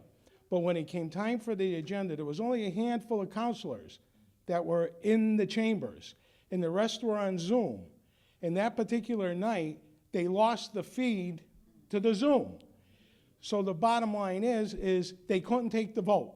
They couldn't take the vote. We all had to go back home. The business people were very upset that we had to come back. So I guess what we're looking for, and Linda, you could ask the question. Well, yes, so obviously, the question is, after hearing that story, what the councils want you to say is, will you commit to in-person attendance? How important is that to you?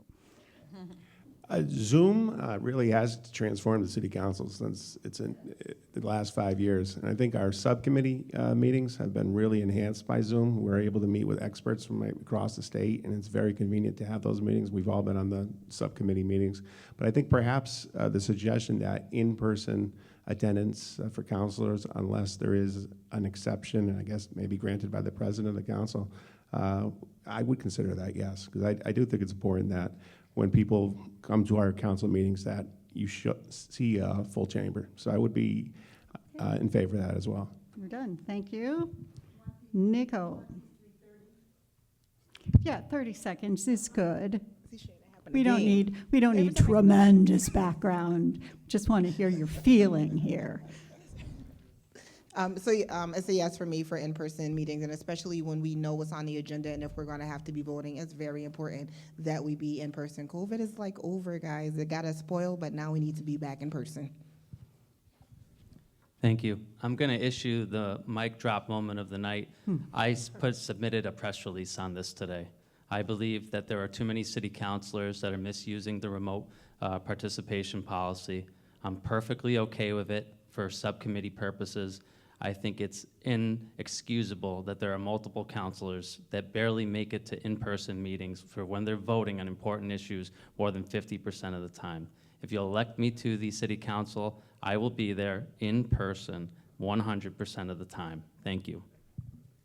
Well, Leo, I'm very sorry that that happened to you, but I would say that that's a rare accountant, that something like that happens where we can't hold a meeting because you have to, it's a state law, you have to be able to hear the counselors who are online giving their votes, and that did not happen that night. I think sometimes if it's like snowing, I'm going to be on Zoom. I mean, there are opportunities that Zoom is important, but for the most part, I think all of us are there in person. I actually was the president when Zoom started, and we tried to get it kicked off. And if you thought it was bad now, just imagine what it was 5-6 years ago during COVID. I too, I would agree with in person, but I do think there are some extenuating circumstances in which there are counselors that really want to be present. My wife is on the school committee. We have 2 kids that have a variety of different activities, and I think there are some times in which they may be sick and I may need to be at home.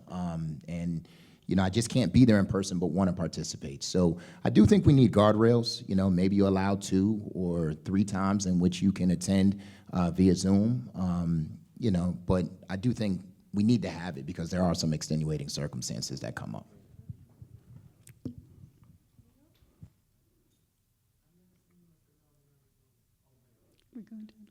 I agree, and I was actually there at that meeting where we couldn't take a vote, and I was pretty upset myself. As somebody who ran for city council, I made the commitment that I'm going to show up to every meeting. I will say that I probably missed maybe a couple of meetings. I do have a family as well, but I also have a job that sometimes takes me across the state, and so I can't always make it in person. But I do agree that we should try to make it at every moment possible to be in person. I think the Zoom thing was created more so because of COVID, but I also think it's increased the amount of participation we've had from the community, so I would love to continue the community impact of it, but in terms of us counselors, we should be there in person, except for the one-off, but I don't think we should abuse it.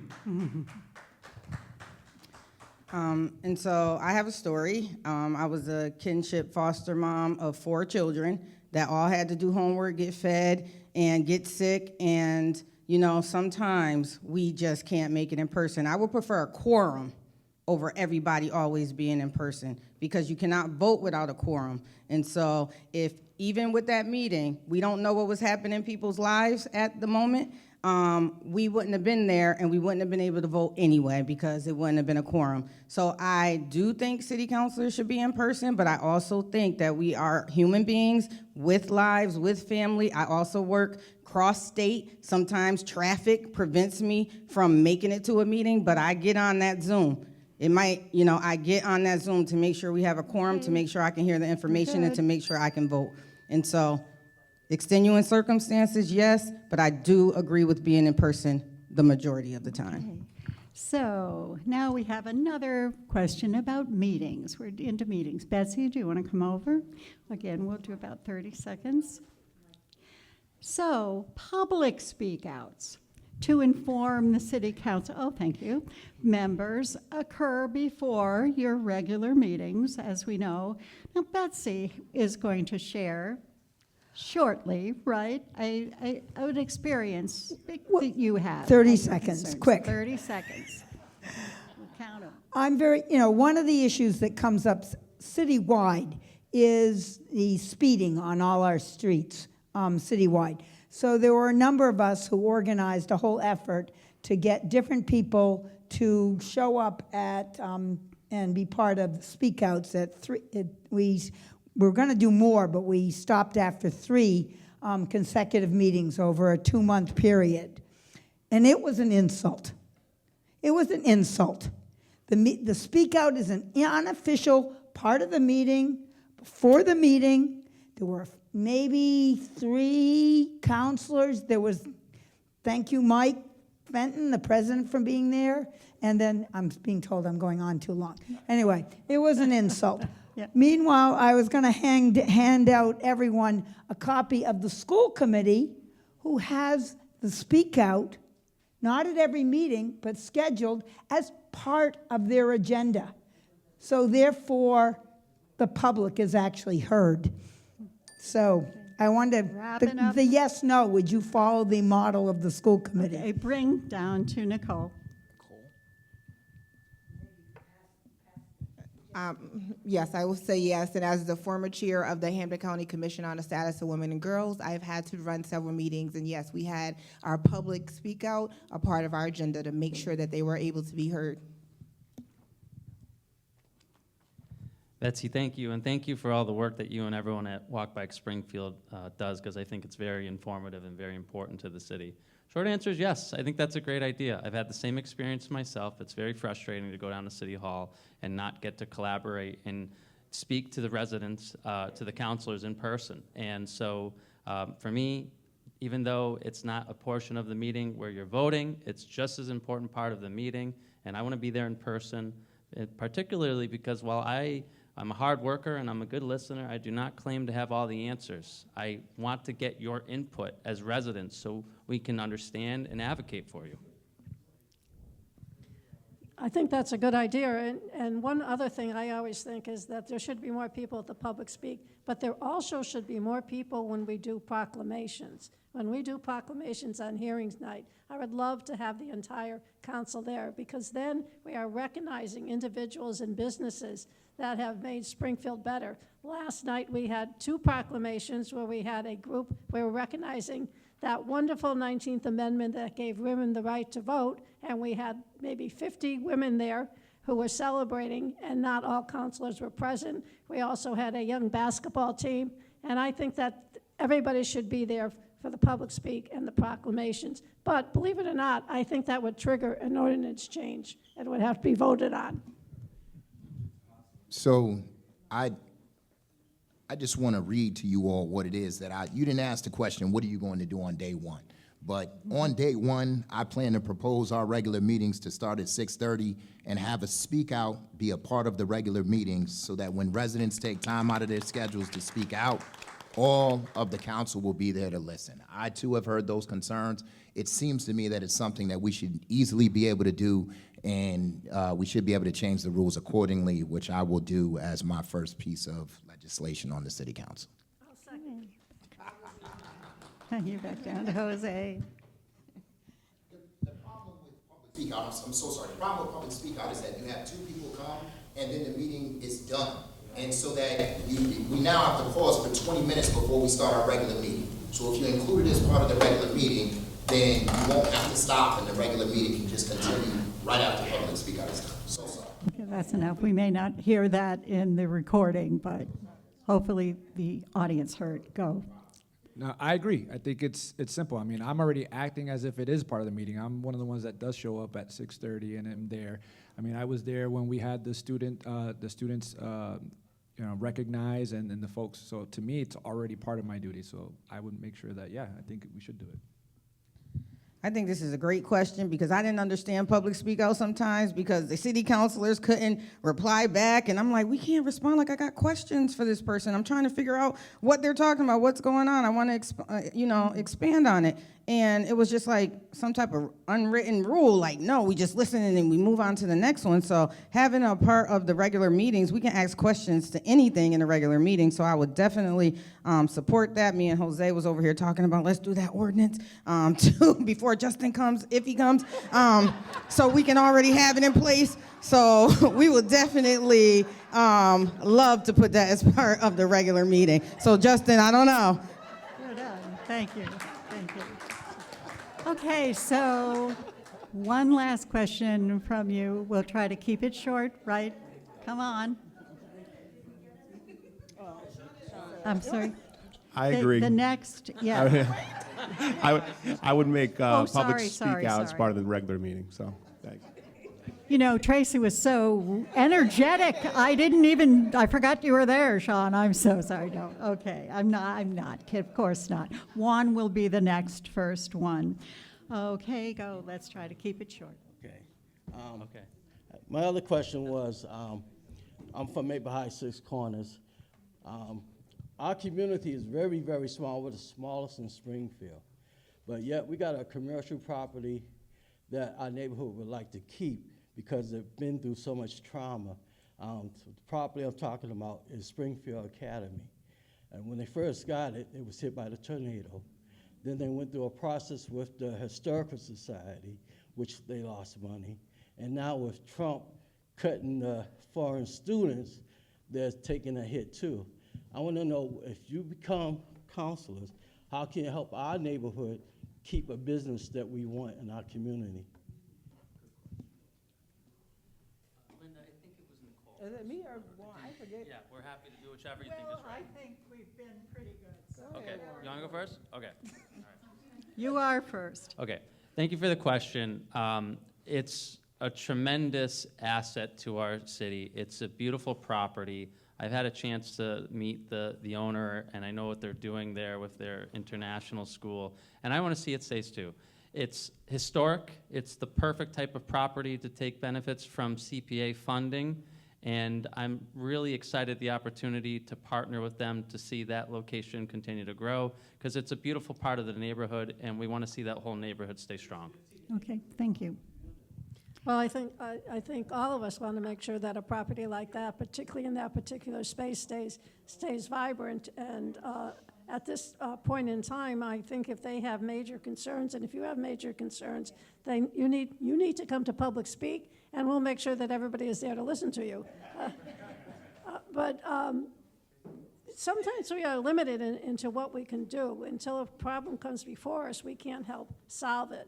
So I hope that you're very successful with keeping that school there, because it certainly adds to the vibrancy of the city of Springfield. And if there are any zoning things that we can do to help keep it there, we'd be happy to do it. Okay, yeah.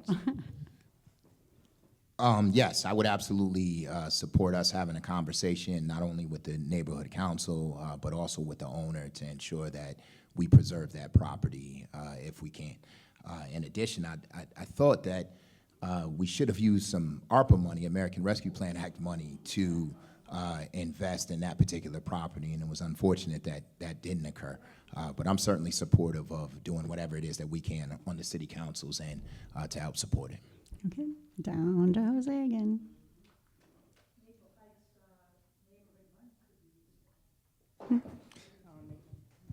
Yeah. I agree. As a kid, my dad lives in the neighborhood. As a kid, I used to run around, go to the corner store, and run around the beautiful black fence that they used to have around there. It was a shame when the tornado hit and McDuffie left. And I know that they've been trying to do a lot of work. I honestly don't know recently what's been up with the property, so I would actually like to learn more about what's going on there, because I think we need to keep that. It's in a neighborhood, beautiful housing right there. I think we should do everything we can to save that piece. Well, they got too big for Springfield, and we need to make sure that we highlight the positive, because a lot of folks are afraid to come into Springfield, but we need to combat that image to make sure that folks stay in that neighborhood. Thank you. Well, I am the resource for you. As the executive director of the Coalition for an Equitable Economy, we help small businesses get access to capital and the technical assistance support that they need to become sustainable, to grow and change. So there's organizations like Mass Development we can tap into, which is a quasi-government, but there's also tons of other business support organizations and capital providers that I can help y'all tap into to get the resources to keep the school alive and help it grow and have a sustainability plan. And so let's talk. All right. I endorse that last answer, and but I do think we need to make it a priority. I think you're absolutely right that it's a large part of Springfield's history, and it'd be a great thing to make that sustainable. So I do support your efforts in any way possible. Yes, I agree with everything they said, and she is the fun person. Like, she's not lying. But again, I would highly recommend you also have a conversation with the Realtor Association of Pioneer Valley, because I just met with them, and they are also looking to invest money into a community garden. So seeing what your area has, your building has going on, and seeing how they would also want to collaborate and put money into what you're trying to do is highly recommended. This is menopause. So, yes. So we may be a few minutes after 8 if you have the energy for that. Just do want to ask if anybody wants to, just for a few seconds, revisit anything that it's not necessary, but if there was something you were really dying to say. Okay, so then we're almost ready for your closing statements, but because this feels like such a community, I really feel like we've been having dialogue and being friendly. We know you're human beings, so can we ask you one quick question, just 10 seconds, no more than 10 seconds. What's your favorite podcast, TV show, or book? One or the others. Just want to see where you are. So just move that down. Thank you. Oh, is it catering first? Okay. Yep. Focus TV and the city council meetings. Woohoo! Go Red Sox. They play tonight at 7 o'clock, and it's a critical game. All right.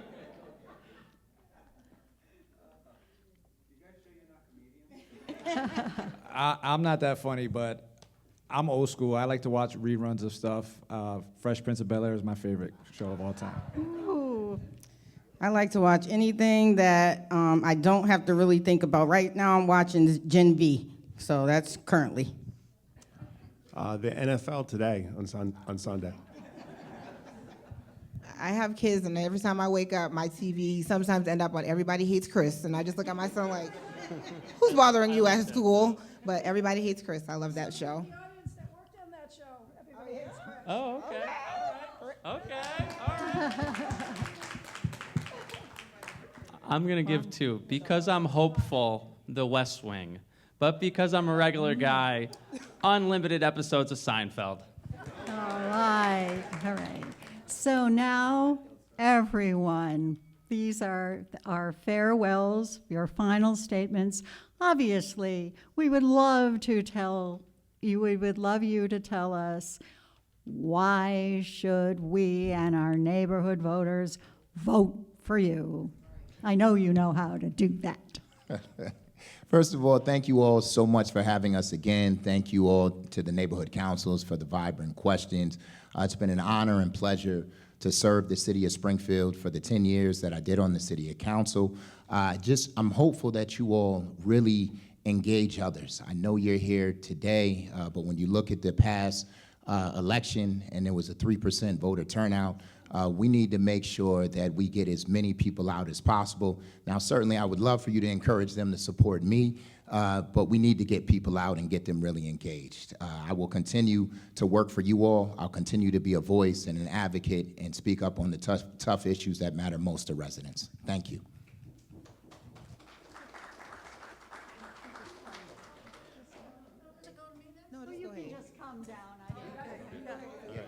Well, the thought I'd like to leave you with is that in all my decision-making, I put Springfield first. I listen to what people across the city say because I'm an at-large counselor. I have that opportunity to hear from people across the city. But the decisions I make are decisions that I think that are best for the city of Springfield. And as Justin said, it's an honor and privilege to serve. I love Springfield, and I hope you give me the opportunity to return to office to continue making Springfield a great place to live, work, and raise a family.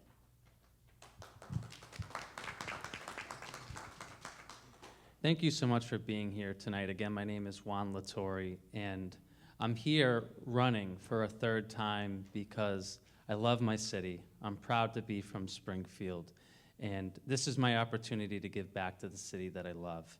And I truly believe that in order for Springfield to move forward and reach its new potential, a new generation of leaders has to serve on the city council. I want to be that new generation of leaders, and I'm asking for your support this year because I believe together we can make Springfield the best it can be. Thank you.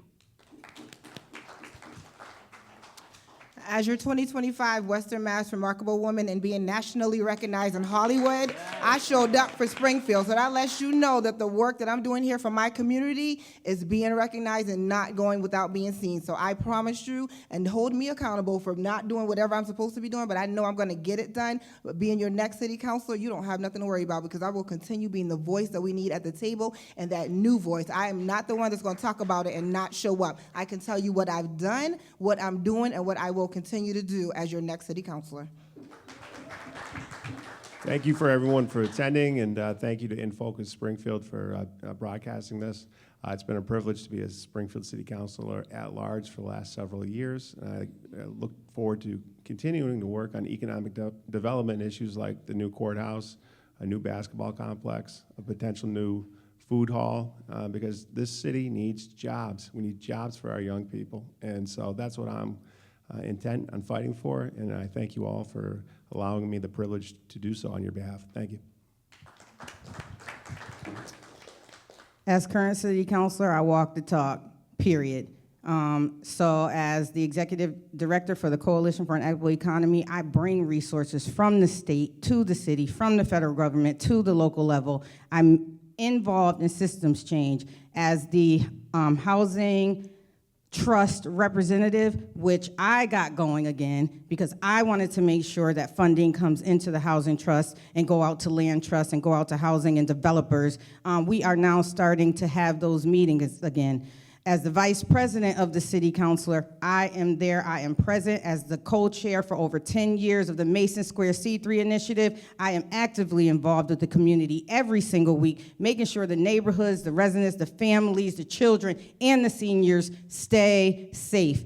And as now, my role has changed just a bit, and I just want to say this, my mom moved back in with me, so I have an intimate involvement with what goes on with seniors. And so that's my new path. That's the new path that I'm going after to see what residents we can bring to our seniors to make sure they are safe and not being abused by the system or anybody else. And I'm learning about dementia. I'm going to stand up. So thank you, everybody, for having us. Thank you guys for coming here. You guys voted for me 2 years ago to represent you as a city councilor at large. And when I came in, I've done a bunch of work already. I've talked about some of the ordinances that I'm actually doing. I'm not talking about stuff that I want to do. I'm talking about stuff that I'm actually doing. I've been serving this community since 2008, since I graduated from college and couldn't find a job to save my life and I had to volunteer for free. I've been doing it for almost 19 years. I've been doing stuff without being a city councilor. I was chaired by Springfield Now program. I was a founder of Suit Up Springfield, making sure we got suits for our kids, and a bunch of different boards in between. So I don't need the title, but I'm here, and I served for the first year, so I hope that you guys give me an opportunity to serve again because I'm just getting started.